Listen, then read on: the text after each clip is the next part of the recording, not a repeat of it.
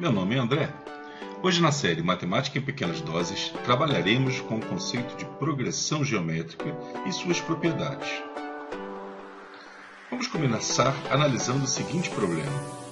João depositou R$1.000 numa aplicação que utiliza juros compostos com taxa de 2% ao mês. Depois de 6 meses, qual será o seu montante disponível para resgate?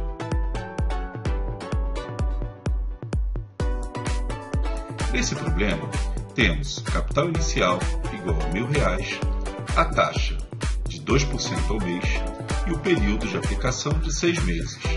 Assim, após o primeiro mês da aplicação, o montante será de R$1.020.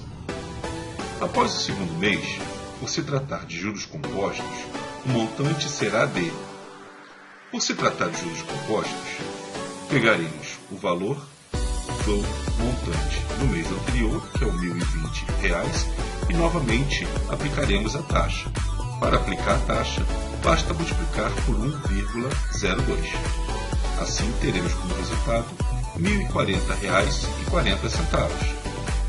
Da mesma forma, nos meses seguintes, até o sexto mês, teremos, após a aplicação novamente no terceiro mês, um valor final de R$1.061,21. No quarto mês, R$1.082,43 e assim sucessivamente até o sexto mês, no qual encontraremos um montante de R$1.126,16. Observe que esses valores geram uma sequência. Tínhamos inicialmente R$1.000, em seguida R$1.020, depois R$1.040,40, R$1.061,21 e assim sucessivamente até R$1.126,16. Essa sequência teve como lei de formação multiplicar o termo anterior por 1,02.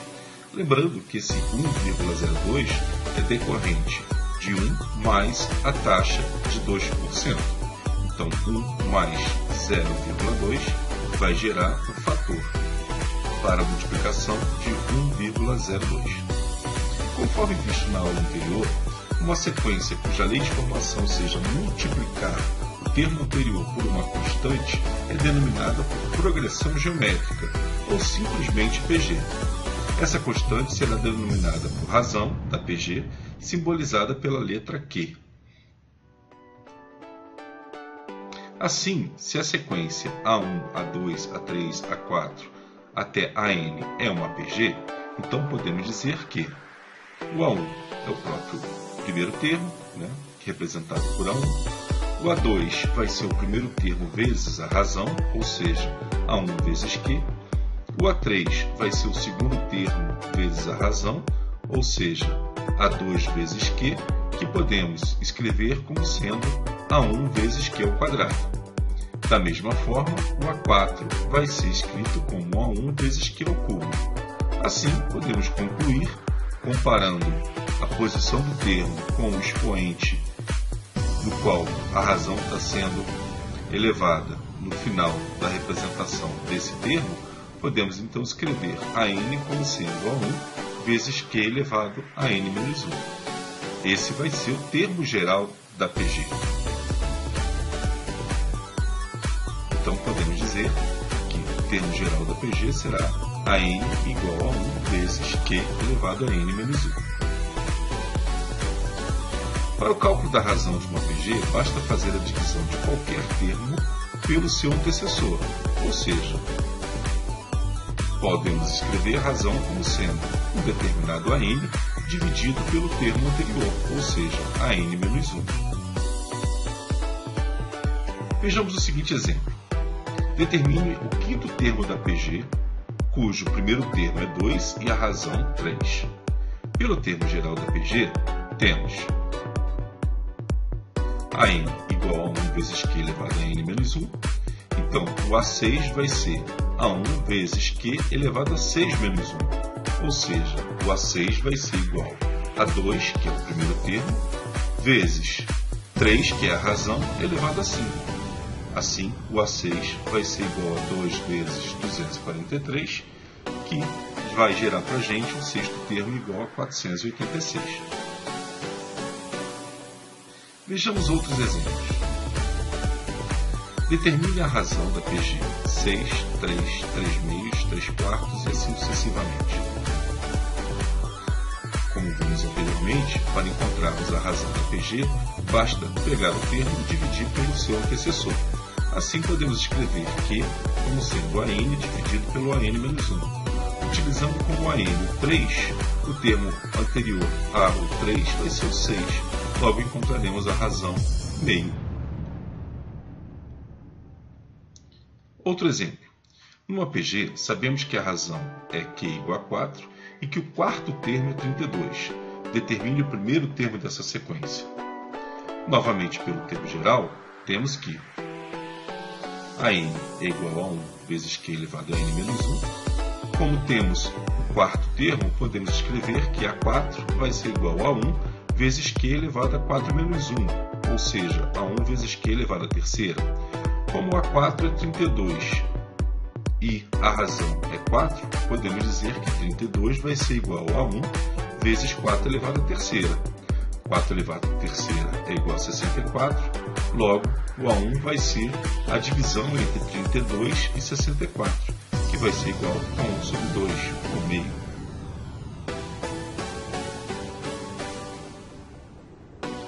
Agora vamos considerar a PG 3, 6, 12, 24, 48 e 96. Observe que, quando pegamos o 3 e multiplicamos por 96, o resultado que será obtido vai ser o mesmo resultado quando pegamos o 6 e multiplicamos por 48, ou quando pegamos o 12 e multiplicamos por 24. Todos esses produtos terão como resultado 288. Assim, é possível inferir que, primeira propriedade, o produto dos termos extremos será igual ao produto dos termos equidistantes aos extremos.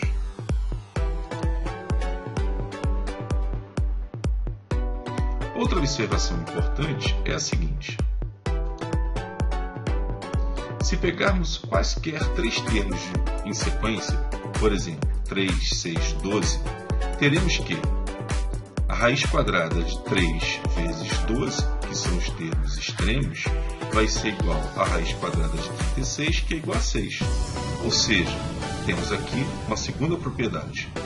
Se temos três termos em PG, o termo central será a média geométrica dos seus extremos. Ou seja, o termo central vai ser a raiz quadrada do produto dos seus extremos. Em relação à classificação das progressões geométricas, também é importante observar que, terceira propriedade, a classificação das progressões geométricas dependerá do valor da razão Q e do primeiro termo.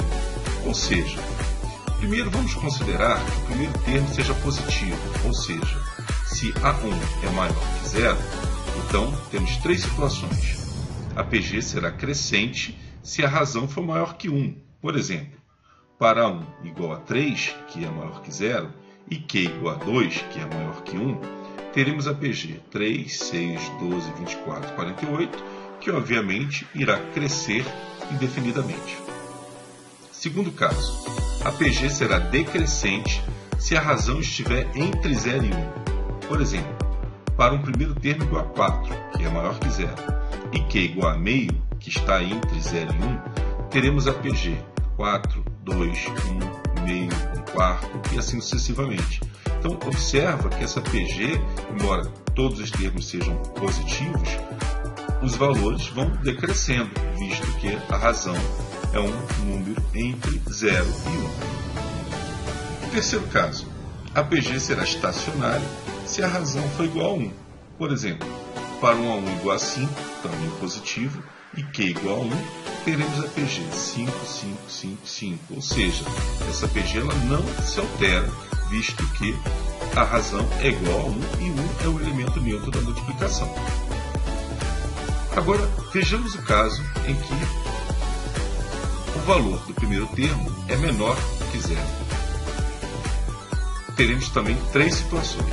A PG será decrescente a PG será crescente se a razão estiver entre 0 e 1. Por exemplo, para 1 igual a menos 4 e q igual a meio, observa que nesse caso o primeiro termo é negativo e a razão está entre 0 e 1. Teremos a PG menos 4, menos 2, menos 1, menos meio, menos 1/4 e assim sucessivamente. Então observa que, embora todos os valores sejam negativos, temos aqui um crescimento, né? Então menos 4 é menor que menos 2, que é menor que menos 1, que é menor que menos meio, que é menor que menos 1/4 e assim sucessivamente. Então observamos que essa PG ela está crescendo. No segundo caso, podemos dizer que a PG será decrescente se Q for maior que 1. Por exemplo, para um primeiro termo igual a menos 6, que é negativo, e por uma razão igual a 2, teremos a PG menos 6, menos 12, menos 24, menos 48, menos 96 e assim sucessivamente. Ou seja, embora todos os termos sejam negativos, aqui precisamos observar que os termos eles vão diminuindo, visto que menos 12 é menor que menos 6, menos 24 é menor que menos 12 e assim sucessivamente. Da mesma forma, como visto anteriormente, a PG será estacionária se a razão for igual a 1.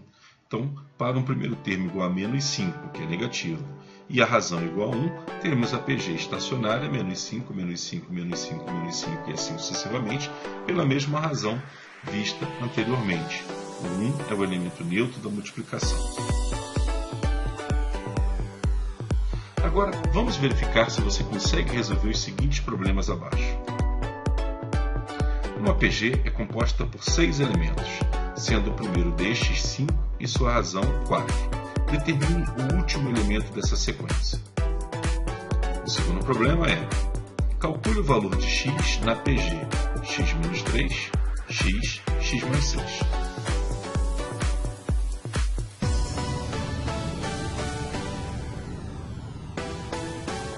Os resultados desses problemas serão 5.120 e x igual a 6. Espero que tenha gostado e aprendido um pouco mais sobre as progressões geométricas e suas propriedades. Aguardo você no próximo programa. Até a próxima!